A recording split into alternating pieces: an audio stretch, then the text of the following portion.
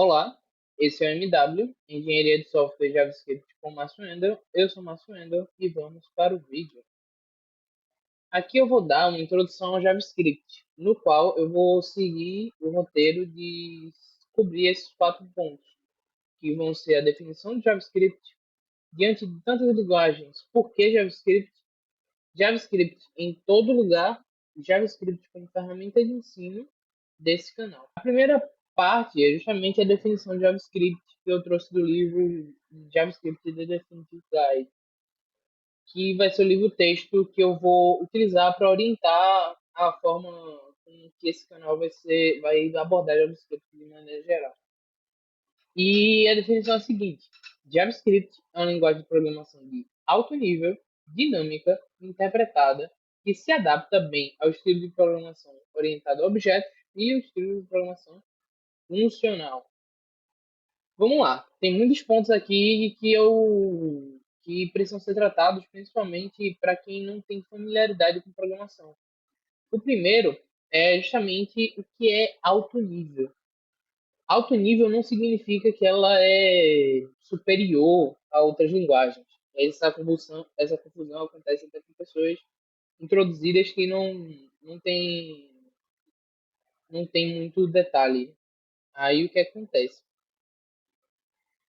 Alto nível, nesse contexto, significa que ela é mais próxima do contexto do entendimento humano do que o da máquina. Uma linguagem de baixo nível é uma linguagem que a máquina entende com mais facilidade. Uma linguagem de alto nível é uma linguagem que o ser humano entende com mais facilidade. Ou seja, baixo nível está próximo da máquina, enquanto alto nível está mais próximo do ser humano, no contexto de programação. Aí vem a questão da linguagem ser dinâmica. Aí, qual é o contrário de uma linguagem dinâmica? Uma linguagem estática. Isso aqui se trata de uma questão de tipagem. Tipagem a gente vai ver quando for programar a questão das variáveis, os tipos e etc. Só que o que acontece? Basicamente, quando a gente declara uma variável, em linguagens que a tipagem é estática, a gente tem que declarar o nome. A gente tem que declarar o nome do tipo antes de fazer a atribuição. Já a dinâmica, em tempo de execução, é definido qual é o tipo. Em linguagens interpretadas, a gente tem a leitura do código e a execução ao mesmo tempo. Em linguagens compiladas, primeiro é lido todo o programa, convertido em uma linguagem de máquina, para que posteriormente essa linguagem seja executada. Na interpretada, o código é lido e executado em tempo de execução. Basicamente, essa é a diferença. E que se adapta bem aos estilos de programação orientada a objetos e funcional. Programação orientada a objetos e programação funcional são dois paradigmas de programação bem diferentes, com muitas particularidades, e é isso. Só que o que acontece? Por mais que é possível utilizar programação orientada a objetos no JavaScript, o jeito que ela trata de programação orientada a objetos é muito diferente de linguagens como Java e C Sharp, por exemplo. Mas isso eu vou tratar mais quando eu estiver falando, dando curso de maneira geral. Aí, diante de tantas linguagens, por que usar o JavaScript? Aqui eu vou antecipar que o JavaScript, eu trouxe aqui 3 exemplos, né? Que é o C Sharp, o Java e o Python. O JavaScript, pelo menos na minha visão, é um patinho feio da programação. Ele é estranho, ele é esquisito, e eu diria que ele perde em algum ponto para todas as linguagens. Tipo, se você pegar essas 3 linguagens, o C Sharp e o Java são muito similares. O ecossistema que muda. Mas o C Sharp e o Java, eles são muito robustos. Eles trazem uma confiança para o desenvolvimento muito grande. Ou seja, o C Sharp e o Java, eles são mais como eu poderia dizer, robustos, poderosos do que o JavaScript. Mas, em comparação com essas linguagens, o JavaScript ele é mais rápido, ele é melhor de desenvolver, menos burocrático. Só que aí tem o Python. O Python, ele é uma linguagem muito fácil de aprender e de utilizar. E ele tem um ecossistema que torna quase que a programação como é um é um é uma linguagem de programação que meio que traz tanta facilidade que é como se fosse um no code. No code não, um low code no caso. Aí o que é que acontece? Se o JavaScript é um patinho feio, que tem muita particularidade e funciona de uma maneira bem diferenciada, e não tem nenhum ponto que ele é muito melhor do que essas linguagens, por que eu vou utilizar ele? E basicamente isso se dá pelo próximo slide que eu vou trazer agora. JavaScript está em todo lugar. O que é que aconteceu? JavaScript, diferente das linguagens que eu apresentei anteriormente, Java, Python e C Sharp, JavaScript ele é a única linguagem que roda nativamente no navegador.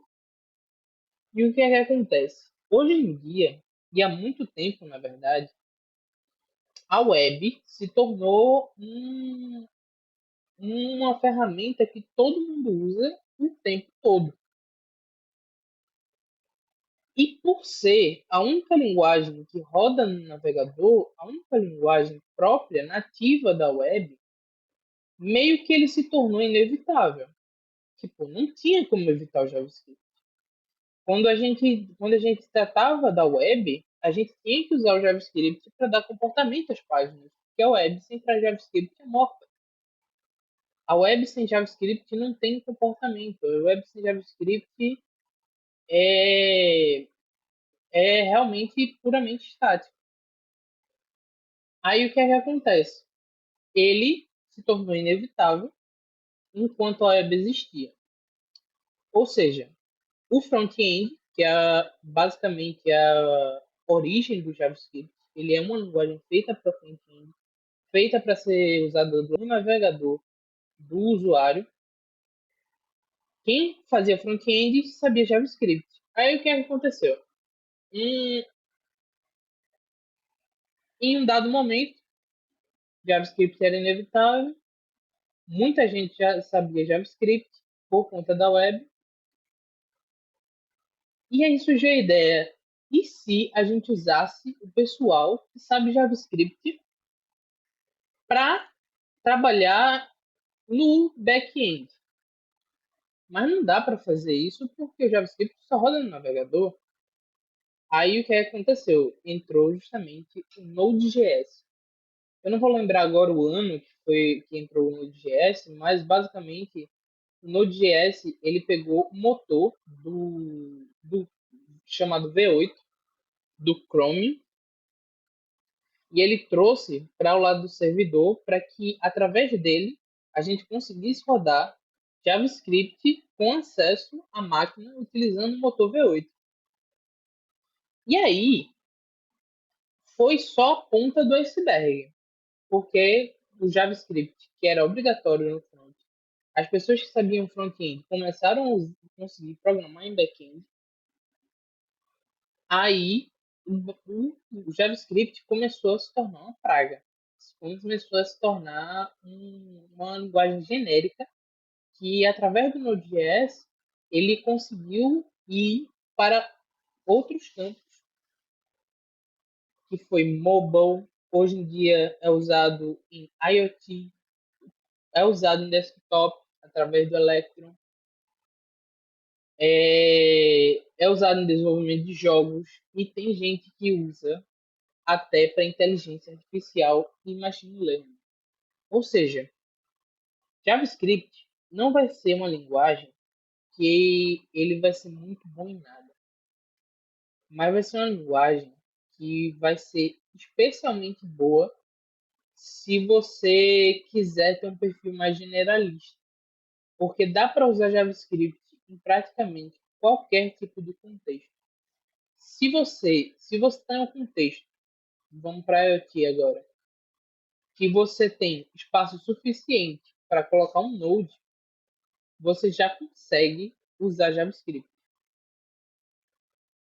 Aí é uma linguagem que ganhou muito poder. E o que é que acontece? Por mais que ela não seja uma linguagem tão robusta,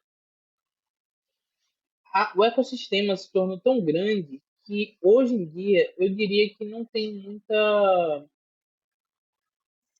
A menos que você escale de uma maneira muito surreal, JavaScript ele vai lhe atender de uma maneira muito razoável. Muito razoável. E é isso. Basicamente, JavaScript está em todo lugar.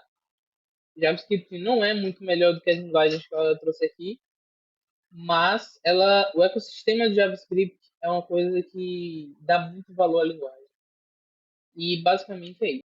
E aí eu vou trazer JavaScript como ferramenta de ensino. O que é que acontece?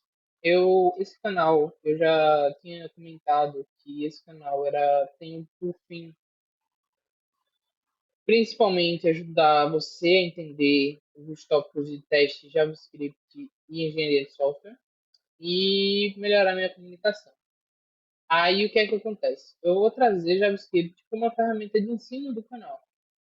Eu vou utilizá-la, fazer um curso mesmo, para tentar melhorar minha comunicação e tentar tornar o conhecimento acessível.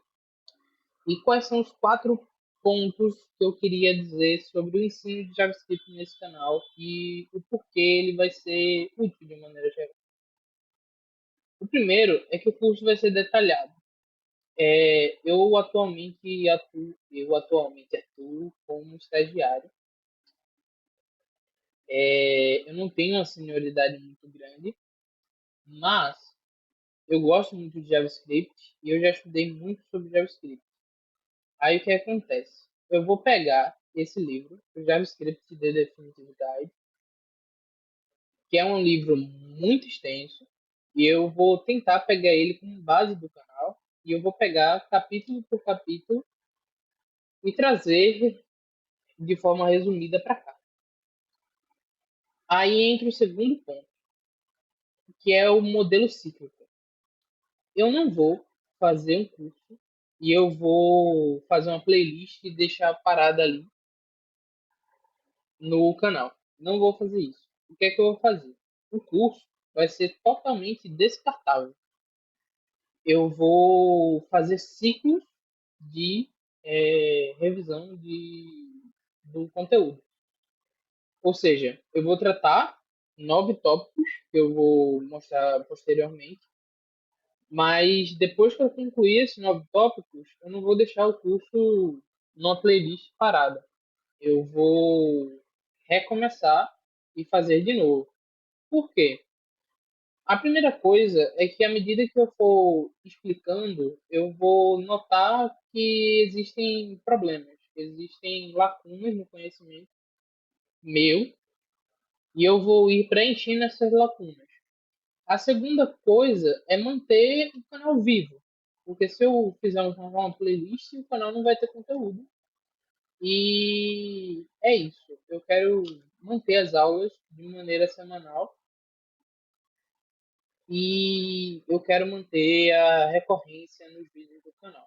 Mas assim, além disso, o canal não vai se tratar só de JavaScript, então o modelo cíclico ele vai ser bom porque para quem acompanhar vai ter uma noção de que o JavaScript ele não está isolado. Quando a gente vê alguma coisa de testes e voltar para o JavaScript, vai se tornar mais fácil. Mesma coisa em engenharia de software. Quando a gente vê um tópico de engenharia de software e voltar para JavaScript, a gente vai ter uma visão mais ampla da coisa. Aí é isso. A profundidade gradativa, muito provavelmente os primeiros vídeos vão ser bem rasos. Aí posteriormente eu vou mandando vídeos um pouco mais profundos. E vão ser vídeos mais longos. Vão ser vídeos de 20, 30 minutos. Isso não necessariamente. Se eu conseguir abordar mais rápido, eu vou tentar sempre trazer o mais rápido possível. E aqui está o roadmap das aulas que eu pretendo dar de JavaScript. O primeiro são os tipos, valores e variáveis, trazer básico de como você atribui uma variável e quais são as variáveis que você pode atribuir. Expressões e operadores, a gente vai tratar é, de como a gente vai interagir com essas variáveis, como a gente consegue transformar os valores, como a gente consegue fazer, enfim. Eu vou trazer mais detalhes de expressões de operador. Vou trazer as instruções de repetição e etc. Eu vou trazer uma aula sobre objetos, que é, é, é um tópico muito interessante, objetos em JavaScript, porque é muito diferente do conteúdo, é muito diferente de como você trata objetos em outras linguagens, mais orientados a objetos. Vou trazer sobre arrays, que é muito interessante. Funções, também é muito interessante em JavaScript. Eu diria que funções de JavaScript, paradigma funcional de JavaScript combina muito. É muito legal. Vou trazer sobre classes. Por fim, vou trazer módulos. E por fim mesmo, eu vou trazer o conteúdo sobre JavaScript assíncrono, que para mim é o tópico mais difícil de aprender.